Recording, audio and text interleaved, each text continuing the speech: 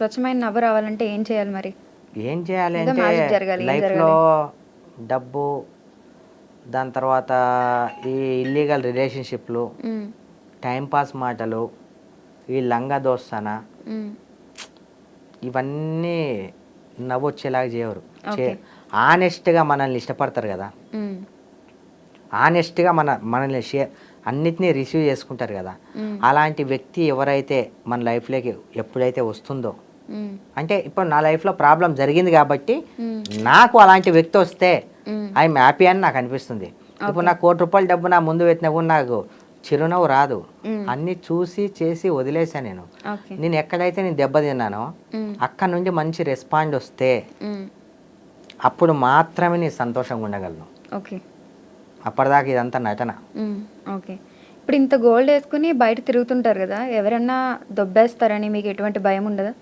అంటే కొడతారని కానీ, అంటే కొంతమంది దొంగలుంటారు గదా! దొంగతనం చేస్తారని, మీ మీద అటాక్ చేస్తారని, అటువంటి భయాలేమి ఉండవా మీకు? అమ్మ మనము 10 మంది తిరిగే సొసైటీలో తిరుగుతున్నామమ్మా. హ్మ్. కానీ ఈ సొసైటీలోనే రోజు ఎన్నో దొంగలను మనం చూస్తూ ఉన్నాం గదా! మరప్పుడు? ఒకటి ఏంటంటే అమ్మ, నేను ఇబ్బంది పెట్టలే, హ్మ్. నేను ఎవరి మీద కాలు దువ్వలేదు, హ్మ్. నేను ఎవరిని ఎలిగేషన్స్ నేను చేయలేదు, హ్మ్. నాకు వేరే వాళ్ళతో విమర్శలు లేవు, హ్మ్.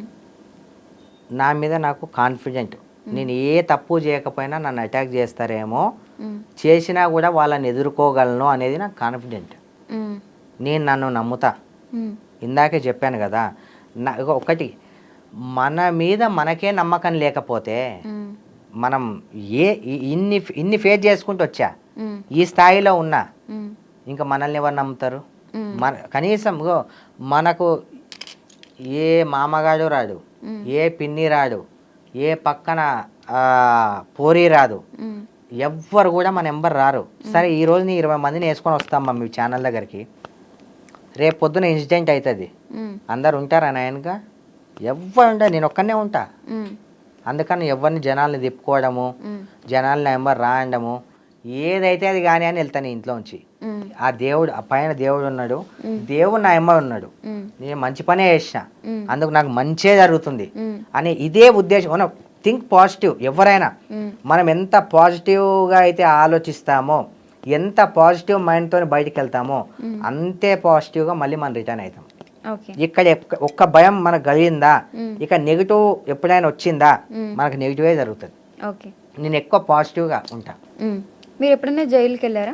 లేదమ్మా, వెళ్ళలేదు. అలాంటి ఆలోచన కూడా నాకు లేదు. ఆహా! అంటే ఇన్‌ఫ్లూయెన్స్ యూజ్ చేసి వెళ్ళలేదా? ఏ తప్పు ఆహా, చేయలేదా? అట్లేం లేదమ్మా. జైలుకి వెళ్ళే అంత నాకైతే ఏం లేదు. హ్మ్. నేను అంత పెద్దది అంతాక రానిచ్చుకోమమ్మా.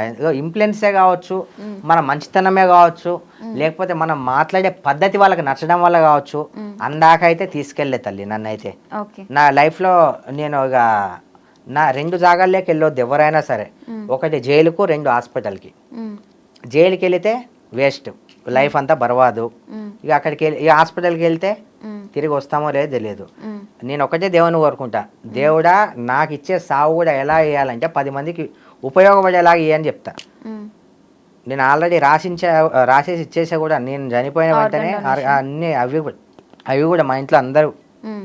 సో, అయితే మీరు జనాల కోసం బ్రతుకుతున్నారంటారు. ఒక దేవుడి టైప్. ఇప్పుడైతే అమ్మా, హ్మ్. నేనైతే నాకు జనాల కోసమే నేను బతుకుతున్నా. హ్మ్. అది కూడా జనాలకి నా వల్ల ఎంత అయితే నేను అంత చేస్తా. హ్మ్. ఈ లంగా నా కొడుకులు ఇన్స్టాగ్రామ్లో అన్నా తాగనేకి ఒక ₹100, పెట్రోల్ అయిపోయిందో 200 హ్మ్. అన్నా జర మా ఇంట్లో జర నాకు ఏదో వచ్చిందని చెప్పి 500 అని చెప్పి లంగా బాడుకోలు బాగా సతాయిస్తున్నారు. హ్మ్. నేను యాక్షన్ తీసుకోవచ్చు, హ్మ్.